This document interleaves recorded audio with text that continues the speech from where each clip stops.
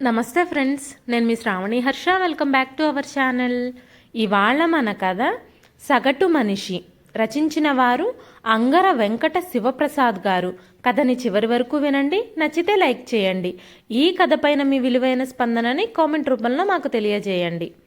ఒక ప్రైవేటు కంపెనీలో మార్కెటింగ్ రిప్రజెంటేటివ్గా పనిచేసి ఉద్యోగ విరమణ చేసిన తర్వాత ఆరోగ్యం మీద శ్రద్ధ పెరిగిందో లేక ఖాళీ సమయం దొరికిందో సరిగ్గా తెలియదు, కానీ ఉదయం సాయంత్రం కూడా వాకింగ్కి వెళ్ళడం మొదలుపెట్టాను. అమ్మా నాన్న ఉన్నంతకాలం మాకు ఎలాంటి ఇబ్బంది లేకుండా జరిగిపోయింది. వాళ్ళు కాలం చేశాక ఇంటి బాధ్యత నా మీద పడింది. నాకు ఒక్కతే కూతురు.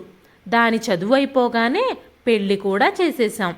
నేను నా భార్య ఉండడానికి సొంత ఇల్లుంది. దాంట్లో కొంత భాగం అద్దెకిచ్చాం. రిటైర్మెంట్ బెనిఫిట్స్లో కొంత నా కూతురు పెళ్లికి ఖర్చు అయిపోగా మిగిలింది బ్యాంకులో ఫిక్స్డ్ డిపాజిట్ చేశాం. దాని మీద వచ్చే వడ్డీ అద్దె డబ్బుతో మేమిద్దరం కాలం గడుపుతున్నాం. అంతవరకు బాగానే ఉంది. కానీ ఆ ఊళ్ళో మీరిద్దరూ ఒంటరిగా ఉండడం ఎందుకు? ఆ ఇల్లు అమ్మేసి మీరు కూడా మా దగ్గరకు వచ్చేయకూడదు నాన్న అంటూ మా అమ్మాయి ఒకరోజు ఫోన్ చేసింది. ఇక్కడ మాకు బాగానే ఉంది కదమ్మా అన్నాను. మీలో ఎవరికైనా ఒంట్లో బాగోలేకపోతే రెండో వాళ్ళకి చేసే ఓపిక లేదు కదా. ఇక్కడ నాతో కలిసి ఉండడం ఇష్టం లేకపోతే వేరే ఇల్లు అద్దెకు తీసుకుని ఉండొచ్చు. నేను మీకు దగ్గరగా ఉంటే సాయం చేయడానికి నాకు వీలుగా ఉంటుంది అంది మా అమ్మాయి. అవుననుకో, కానీ ఇప్పుడు మా ఆరోగ్యాలకి ఏమీ ఇబ్బంది లేదు కదమ్మా. అంతగా అవసరం వచ్చినప్పుడు చూద్దాంలే అని తోసిపుచ్చాను. ఈ విషయంలో మా ఆవిడకి ప్రత్యేకమైన అభిప్రాయం లేకపోవటంతో ఆ తలనొప్పి నాకే చుట్టుకుంది. పట్టువదలని విక్రమార్కుడిలా 4 రోజుల తర్వాత మళ్ళీ మా అమ్మాయి ఫోన్ చేసింది. ఈ మారు బ్రహ్మాస్త్రం సంధించింది. అదేమిటంటే, ఇక్కడికి రావడం మీకు ఇష్టం లేదేమో అంటున్నారు మీ అల్లుడు గారు అంది. అబ్బే, అదేం లేదమ్మా, మా వల్ల మీకు ఇబ్బంది కలుగుతుందని ఆలోచిస్తున్నాం అంతే అన్నాను సణుగుతూ. మేముండేది మద్రాసులో, వాళ్ళుండేది హైదరాబాదులో. నేను పుట్టింది పెరిగింది ఇక్కడ మద్రాసులోనే. నాన్నగారి ఉద్యోగం కూడా ఇక్కడే. ఆయనే సొంతిల్లు అమర్చుకున్నారు. నా చదువు ఉద్యోగం అన్నీ మద్రాసులోనే కావటంతో మరో చోటుకు వెళ్ళే అవసరం లేకపోయింది. మా అమ్మాయి పెళ్ళయ్యాక అల్లుడుగారి ఉద్యోగం హైదరాబాదులో అవ్వడం వల్ల వాళ్ళక్కడ కాపురం పెట్టారు. వాళ్లకో కొడుకు కూడా పుట్టాడు. మా తదనంతరం మద్రాసులో ఈ ఇల్లు బ్యాంకు బ్యాలెన్సు మా అమ్మాయి అమలకే చెందుతుంది. మా ఆవిడ నగా నట్రా కూడా దానికే కదా. నాకు మద్రాసు వదిలి ఎక్కడికి వెళ్ళడం ఇష్టం లేదు. మేము అక్కడికి వెళితే మేం వాళ్ళ ఇష్ట ప్రకారం నడుచుకోవాలి. అన్నింటికీ మాకు స్వతంత్రం ఉండదు. ఇవి కాక మరికొన్ని ఇబ్బందులు కూడా ఉంటాయి. అవన్నీ మా ఊహకి అందనివేమీ కాదు, కానీ ఎంత ప్రయత్నించినా రోడ్లో మాత్రం తలపెట్టక తప్పలేదు మాకు. తప్పించుకోవాలని శత విధాలా ప్రయత్నించాను, వీలు కాలేదు. పోనీ మద్రాసులో ఇల్లు అమ్మకుండా కొన్ని రోజులు వెళ్ళి కూతురింట్లో ఉంటే ఎలా ఉంటుంది అని కూడా ఆలోచించాను. అలా మీ అల్లుడు గారికి ఇష్టం ఉండదు నాన్న అంటూ తనే ముందర ఆయనతో సంప్రదించకుండానే చెప్పేసింది నా కూతురు. పోనీ నేనే ఆయన్ని అడిగేదా అన్నాను నేను.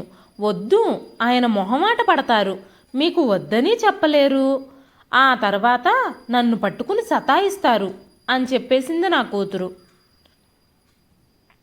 దానికి కడుపొచ్చినప్పుడు మాత్రం పురిటికి మద్రాసు రావే అంటే మా ఆయనకి ఇబ్బంది అవుతుంది, అమ్మని ఇక్కడికే పంపండి అని మొహమాటం లేకుండా చెప్పేసింది. అప్పుడు నేను సర్వీస్లోనే ఉన్నాను. మరి నా ఇబ్బంది గురించి తను ఆలోచించలేదు. 2 పురుళ్ళు పుట్టింటి వారే పొయ్యాలి కదమ్మా అని నేనంటే, అదేదో ఇక్కడే పోయొచ్చుగా, ఎలాగూ ఖర్చు మీరే పడతారుగా అంది తెలివిగా.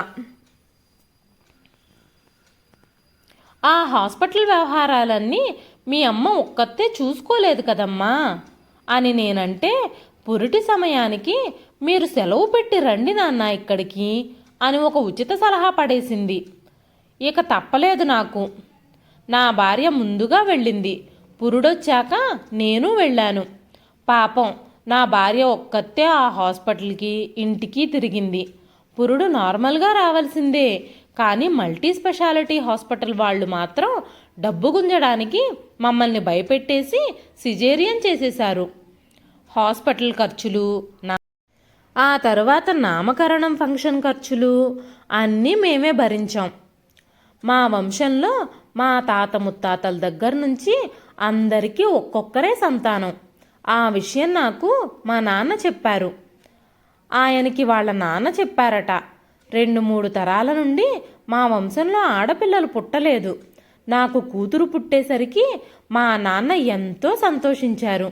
కానీ మా వంశం నాతో ఆగిపోతుందని ఆయన ఊహించలేదు. నేను ఈ విషయాలన్నీ ఏదో ఒక సందర్భంలో మా అమ్మాయికి చెప్పాను. తనకి పుట్టిన కొడుకు మా వంశాంకురం కాదుగా. పోనీ వీణ్ణి మీరే దత్తత తీసుకోండి నాన్న అంది నా కూతురు నవ్వుతూ. దానిలో గూఢార్థం నేను గ్రహించాను. మరి మీకో అంది మా ఆవిడ అమాయకంగా. మేం మళ్ళీ కంటాం, ఎలాగూ మీరు 2వ పురుడు కూడా పొయ్యాలిగా అంది అమల.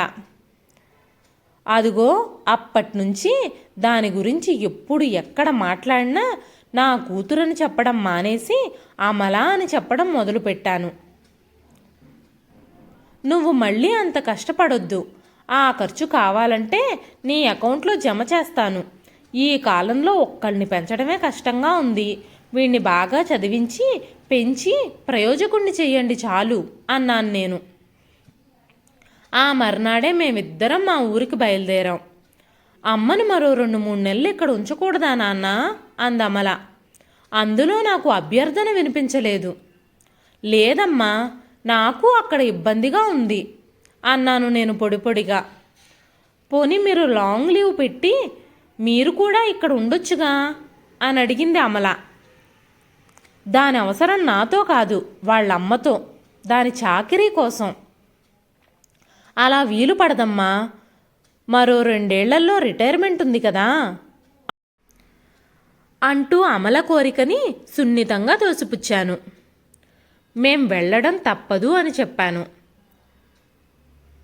అది ఎంతైనా నా కూతురే, కానీ పెళ్ళైన తర్వాత అది పూర్తిగా స్వార్థపరురాలైపోయింది. బహుశా అందరు ఆడపిల్లలు అలాగే ఉంటారేమో, నాకు అనుభవం లేదు. వాళ్ళ ఆయన్ని అది చెప్పు చేతల్లో ఉంచుకుందేమో అనిపిస్తుంది.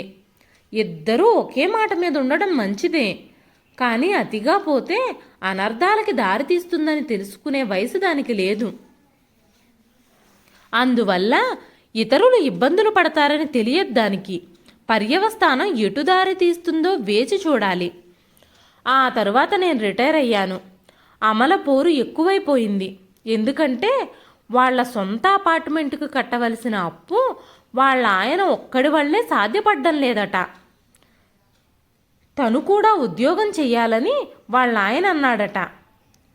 తను కూడా ఆఫీస్కు వెళ్ళిపోతే పిల్లవాడిని చూడ్డానికి అమ్మ ఉంటే బాగుంటుందని అమల ఆలోచనే మా ఊరు మార్పిడికి కారణమని తెలుసుకున్నాను నేను. మా ఇల్లు అమ్మకానికి పెట్టాను. సరైన ధర వస్తే అమ్మేసి అప్పుడు వస్తాం అన్నాను. ముందు మీరు ఇల్లు ఖాళీ చేసి సామాన్లతో వచ్చేయండి. మా అపార్ట్మెంట్ దగ్గరలో వేరే అపార్ట్మెంట్లో ఒక 3 బెడ్రూమ్ ఫ్లాట్ ఖాళీగా ఉంది. అడ్వాన్స్ కూడా ఇచ్చేయమని మీ అల్లుడు గారితో చెప్పాను. ఇల్లు అమ్మకం గురించి తర్వాత ఆలోచించుకోవచ్చు అంది అమల. మేం ఆలోచించుకోవడానికి కూడా సమయం ఇవ్వలేదు. మేం కబురు పెట్టకుండానే ఆ మర్నాడే ప్యాకర్స్ అండ్ మూవర్స్ వ్యాను మనుషులొచ్చి హైదరాబాద్ నుంచి మేడం మా ఆఫీస్కు ఫోన్ చేసి చెప్పారు అంటూ మా ప్రమేయం లేకుండానే సామానంతా ప్యాక్ చేసి తీసుకెళ్ళిపోయారు. మేం కట్టుబట్టలతో మిగిలాం ఆ ఖాళీ చేసిన ఇంట్లో. ఆ రాత్రి అద్దెకున్న వాళ్ళింట్లో గడిపి ఆ మర్నాడు హైదరాబాద్ బయలుదేరాం. మాకు చెప్పా పెట్టకుండా వాళ్ళని పంపేశావెందుకు అని హైదరాబాద్ చేరిన తర్వాత నా కూతురుని అడిగాను. మీకు శ్రమ లేకుండా ఉండాలని అంది అమల. కొత్తింట్లో సామాన్లు పడేసి వెళ్ళిపోయారు వాళ్ళు. ఇల్లు భోషాణంలా ఉంది. ఉండేది మేమిద్దరమే. ఎందుకమ్మా అంత ఇల్లు? పైగా అద్దె కూడా ఎక్కువే అన్నాను. మాకు దగ్గరలో అంతకన్నా మంచి ఇల్లు తక్కువలో దొరకలేదు నాన్న అంది అమల. అదిగో అప్పట్నుంచి మా పాటలు మొదలయ్యాయి. వయసులో ఉన్నప్పుడు శక్తి ఉంటుంది, వార్ధక్యంలో విశ్రాంతి ఎంతైనా అవసరం. మా మనవడికి 3వ ఏడు పుట్టినరోజు గ్రాండ్గా జరిపారు. మాకు తోచిన బహుమతి మా తాహతుకి తగ్గది కొనిచ్చాం. తాతగారు ఎలాంటి బహుమతి ఇచ్చారో చూద్దాం అంటూ అమల స్నేహితురాలు మేమిచ్చిన బహుమతిని అమల చేతిలోంచి లాక్కొని మా అందరి ముందే విప్పేసింది. ఓస్ ఇదా అంటూ పెదవి విరిచింది. అందరి ముందు మా తల కొట్టేసినట్టయింది. నేను నా భార్య మౌనంగా నిలబడిపోయాం. అమల మమ్మల్ని సమర్థిస్తుందేమోనని ఎదురు చూసాం. అమల మా అల్లుడు మొహాలు మార్చుకున్నారు. ఆ తరువాత పార్టీ మామూలుగా జరిగిపోయింది. మేమిద్దరం దూరంగా వెళ్ళిపోయాం అనే కంటే మమ్మల్ని అక్కడెవ్వరూ పలకరించలేదు. వాళ్ళ సంతోషం వాళ్ళదే. మేం మాత్రం దూరం నుండే గమనించాం. మా ఉనికి వాళ్ళెవ్వరికీ తెలియనట్లే అక్కడ వాళ్ళు ప్రవర్తించారు. ఆ తర్వాత కూడా 4 రోజులు ఏవో సెలవులు రావటంతో అమల మాకు ఫోన్ కూడా చేయలేదు. 5వ రోజు వాళ్ళు ఆఫీసులకు వెళుతూ పిల్లాన్ని పనిమనిషి చేత మా ఇంటికిచ్చి పంపించింది. మళ్ళీ వాడి బాగోగులన్నీ మావే. స్కూల్ బస్ ఎక్కించడం, సాయంత్రం స్కూల్ నుంచి రాగానే బట్టలు మార్చి తాగడానికి పాలివ్వడం, వాళ్ళ అమ్మా నాన్న వచ్చే వరకు వాణ్ణి మా దగ్గర ఆడిస్తూ ఉంచడం అంతా మామూలుగానే జరిగేవి. పని మనిషి వచ్చి సాయంత్రం పిల్లాడిని తీసుకెళ్లేది. ఒక నెల రోజుల తర్వాత అనుకుంటాను, అమల భర్త ఫోన్ చేశాడు. మీ అమ్మాయికి ఫీవర్ వచ్చింది, ఒకసారి అత్తయ్య గారిని పంపించండి అంటూ. అమలకి శుశ్రూషలు చేయడానికి మా ఆవిడ గాబరాగా వెళ్ళింది. ఆ మర్నాడు నేను కూడా వెళ్ళాను. 3వ రోజు అమల లేచి కూర్చుంది. ఇప్పుడు ఎలా ఉందమ్మా అని అడిగాను. మీరు అలాంటి గిఫ్ట్ తేకుండా ఉండుంటే బాగుండేది నాన్న అంది నా ప్రశ్నకి జవాబు చెప్పకుండా. అసలు నేను ఆ విషయమే మర్చిపోయాను. మీ అల్లుడు గారికి నలుగురిలోనూ తల తీసేసినట్టయింది. మాకు చెప్తే మీ తరపున మంచి గిఫ్ట్ మేమే కొని మీ పేరును చదివించేవాళ్లంగా అంది. నేను మాట్లాడలేదు. మాట్లాడితే అది మామూలుగా సాగదు.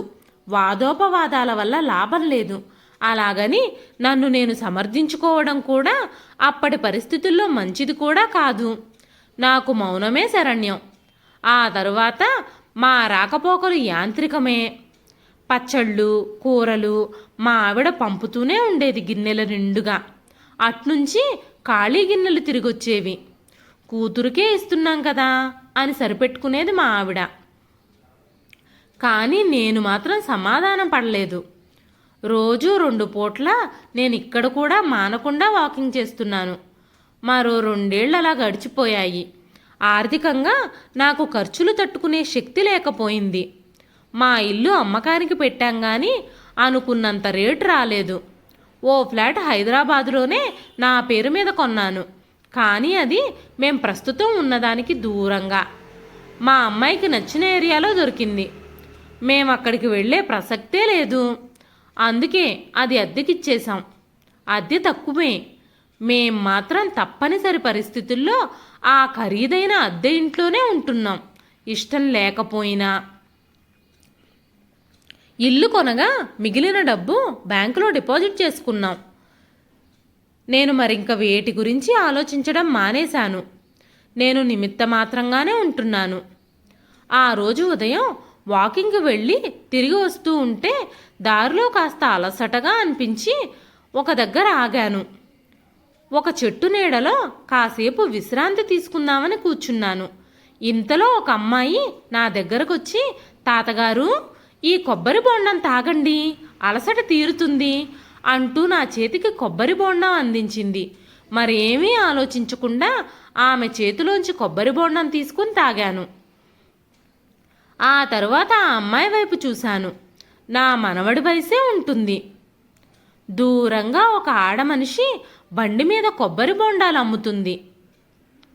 ఆ పాప నేను తాగిన కొబ్బరి బొండం నా చేతుల్లో నుంచి తీసుకుని వెళ్ళి పక్కనే ఉన్న ఖాళీ కొబ్బరి బొండాల గుట్ట మీద పెట్టింది. నేను నెమ్మదిగా నడిచి ఆ ఆడమనిషి బండి దగ్గరకు వెళ్ళాను. కాయకి ఎంత ఇవ్వమంటావమ్మా అని అడిగాను జేబులోంచి డబ్బులు తీస్తూ. డబ్బులేం వద్దండి అయ్యగారు, మీరు శోషొచ్చి కూర్చుండిపోయారు.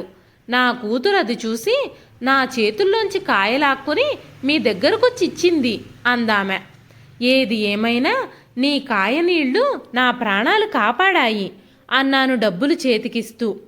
50 రూపాయల నోటు నా చేతుల్లోంచి అందుకొని గల్లాపెట్టెలో వేస్తూ, కాయ 15 రూపాయలు, ఇదిగో తాతగారు మిగిలిన 35 రూపాయలు అంటూ లక్ష్మి నా చేతికిచ్చింది. రెక్కాడితే గాని డొక్కాడని బతుకులు పాపం వాళ్ళవి. పాపని చదివించడం లేదా అని అడిగాను. 2వ క్లాస్ చదువుతుంది బాబు, స్కూల్ లేనప్పుడు నాకు సాయం చేస్తూ ఉంటుంది అందామె. నా మనవడి కన్నా 1 క్లాస్ తక్కువ. బండి దగ్గర జనం లేరు. ఆ పాప బండి వెనకాల ఒక బెంచీ మీద కూర్చొని చేతిలో పుస్తకం తీసుకుని చదువుకుంటోంది. ఆ పిల్లని చూస్తే ముచ్చటేసింది. ఆ రోజు నుంచి నా దినచర్యలో భాగంగా వాకింగ్కి వెళ్ళి వస్తున్నప్పుడు అక్కడ ఆగి కొబ్బరి బొండం తాగడం అలవాటైపోయింది. నన్ను చూడగానే ఆ అమ్మాయే వాళ్ళమ్మ దగ్గర నుంచి కొబ్బరి బొండం తీసుకొచ్చి నాకు అందించేది. నీ పేరేంటి అని అడిగాను ఆ మర్నాడు. లక్ష్మి అని చెప్పింది ఆ అమ్మాయి. బాగా చదువుతావా అని అడిగాను. ఓ, నేనే క్లాస్లో ఫస్టు. మా టీచర్ కూడా నన్ను చాలా మెచ్చుకుంటుంది ఆనందంగా చెప్పింది లక్ష్మి. నాకు ఆ తల్లి కూతుళ్లతో పరిచయం పెరిగింది. 4 రోజుల తర్వాత లక్ష్మి దిగులుగా కూర్చునుంది. నేను వెళ్ళినా నా దగ్గరకు పరిగెత్తుకు రాలేదు. లక్ష్మి ఎందుకలా దిగులుగా ఉంది వాళ్ళమ్మని అడిగాను కొబ్బరి బొండం తీసుకుంటూ. మా బతుకులకి చదువులు అచ్చిరావయ్య గారు అంది ఆమె. అదేం, లక్ష్మి బాగానే చదువుతుందిగా అన్నాను. చదువుతుందయ్యగారు, స్కూల్ ఫీజు కట్టకపోతే స్కూల్కి రావద్దన్నారు అంది లక్ష్మి తల్లి. ఆ మర్నాడు నేను లక్ష్మిని తీసుకొని స్కూల్కి వెళ్ళి ఫీజు కట్టొచ్చాను. ఆ విషయం తెలిసి లక్ష్మి తల్లి కళ్ళనీళ్లు పెట్టుకుంది. బాగా చదువుతున్న పిల్లని బడి మాన్పించొద్దు, నేను స్కూల్ వాళ్ళతో మాట్లాడి అన్నీ ఏర్పాటు చేస్తాను. లక్ష్మి బాగా చదివి పైకి రావాలి అన్నాను. నా మనవడు చదువుతున్న కాన్వెంట్లో చదువు అంతంత మాత్రమే. అక్కడ చదువు తప్ప అన్నీ చెప్తారు. బాగా చదువుకోరా అని చెప్తే, నేను బాగానే చదువుతున్నాను తాతగారు, వాళ్లే నాకు మంచి మార్కులు వేయడం లేదు అంటూ ఆటలకు వెళ్ళిపోతాడు. పిల్లాడి చదువు మీద నా కూతురుకు కానీ అల్లుడికి కానీ శ్రద్ధ లేదు. ఎంతసేపు సంపాదన మీదే వాళ్ళ ధ్యాస. వాణ్ణి చూడ్డానికి మేమున్నామనే ధీమా. సాయంత్రం వాడు స్కూల్ నుంచి రాగానే హోంవర్క్ చేయించేవాణ్ణి. వాడికి అలా హోంవర్క్ చేయడం ఇష్టం లేదు. ఏదో మొక్కుబడిగా చేసి ఆటలకి పరిగెత్తి వెళ్ళిపోయేవాడు. పిల్లాడు ఆడుకోకపోతే ఆరోగ్యం పాడైపోతుంది నాన్న అంటూ ఆ మర్నాడు నా కూతురు ఫోన్ చేసి మరీ చెప్పింది నాకు. వాడు నా మీద వాళ్ళమ్మకి ఫిర్యాదు చేసినట్టున్నాడు. మీకెందుకు మధ్యన, మీరు ఊరుకోండి అంది నా భార్య ఆ విషయం విని. అలా గాలికి వదిలేస్తే చదువెలా వస్తుంది విసుక్కున్నాను నాలో నేనే. వాళ్ళకి ఆ మాత్రం తెలియదా, మార్కులు తక్కువగా వస్తే వాళ్లే దిద్దుకుంటారు అంది నా భార్య. అయినా సరే సర్ది చెప్పుకోలేకపోయాను. వాడికి బలవంతంగా సాయంత్రం పూట చదువు చెప్పే ప్రయత్నం చేస్తూనే ఉన్నాను. వాడు ముళ్ళ మీద కూర్చున్నట్టు ఉండేవాడు. తాతగారింటికి నేను వెళ్ళను అని వాళ్ళమ్మతో ఓసారి అన్నాడట. ఆ విషయం నాతో ఫోన్లో నవ్వుతూ చెప్పింది నా కూతురు. లక్ష్మి చదువుకి ఏ ఆటంకం రాకుండా చూడాలి అనుకున్నాను. ఆమెకు స్కాలర్షిప్ కూడా వచ్చేటట్టు ఏర్పాటు చేశాను. నా మనవడు మా ఇంట్లో వదిలేసిన పాత బట్టలు లక్ష్మికి ఇస్తే ఎంతో సంతోషంగా తీసుకుంది. వాళ్ళమ్మకి సాయం చేస్తున్నప్పుడు అవి వేసుకునేది. స్కూల్ యూనిఫామ్ను చాలా జాగ్రత్తగా వాడుకునేది. చదువులో అన్నిట్లో ఫస్ట్ వచ్చేది. నా మనవడు కూడా అలా తెలివిగా చదివితే బావుండు అనిపించేది అప్పుడప్పుడు నాకు. మనసు ఊరుకునేది కాదు. నేను మనవణ్ణి ఏమన్నా అంటే నా కూతురు, అల్లుడు వాడి ఎదురుగానే నాకు మెత్తగా చీవాట్లు పెట్టేవారు. వాడింకా 7 ఏళ్లే కదా, పెద్దాడయ్యాక వాడే తెలుసుకుంటాడు అనేది నా కూతురు. లక్ష్మికి కూడా 7 ఏళ్లే, కానీ వయసుకు మించిన తెలివి ఉంది. సాయంత్రాలు నా వాకింగ్ పూర్తయిపోయాక నేను లక్ష్మికి లెక్కలు చెప్తున్నాను. చాలా సులువుగా అర్థం చేసుకుంటుంది. ఒక్క ముక్కలో చెప్పాలంటే ఏకసంతాగ్రాహి. నా ఇంటికి అద్దె తక్కువే ఇస్తున్నారు. ఎందుచేతంటే అది ఊరికి దూరంగా ఉంది. నేను ఉండే ఇంటికి బోలెడద్దె పోస్తున్నాను. నాకొచ్చే ఆదాయానికి ఖర్చుకి లంగరు కుదరడం లేదు. ఏదో ఒకటి చెయ్యాలని చాలా కాలంగా ఆలోచిస్తున్నాను. అలాంటి సమయంలోనే ఒక సాయంత్రం నేను నా మనవడికి హోంవర్క్ చేయిస్తున్నప్పుడు అనుకోకుండా నా కూతురు, అల్లుడు మా ఫ్లాట్కి వచ్చారు. మా ఆవిడ వాళ్ళిద్దరికీ బోలెడు మర్యాదలు చేసింది. చేస్తున్న లెక్కరాక నా మనవడు బుర్రగోక్కుంటున్నాడు. 7 ఏళ్ళు ఎంతరా అని అడిగాను తెలుగులో. వాడికి అర్థం కాలేదు. అదే ఇంగ్లీష్లో అడిగాను. అది తెలిస్తే వాడు ఆ లెక్క సులువుగా చేయగలడు. వాడు చెప్పలేకపోయాడు. ఇదే లెక్క నిన్న లక్ష్మి చాలా సులువుగా చేసేసింది. అప్పుడు నాకెంతో ఆనందం వేసింది. ఇప్పుడు వీడిని చూస్తుంటే బాధ కలుగుతోంది. ఇంత చిన్న లెక్క చేయలేకపోతే ఎలారా, బాగా చదివి పైకి రావాలరా అన్నాను నేను బాధగా. మీరెంత పైకొచ్చారు మామయ్య గారు అన్నాడు నా అల్లుడు నవ్వుతూ. ఆ మాటకి నేను నా కూతురు వైపు చూశాను, ఆమె ఏమంటుందో అని.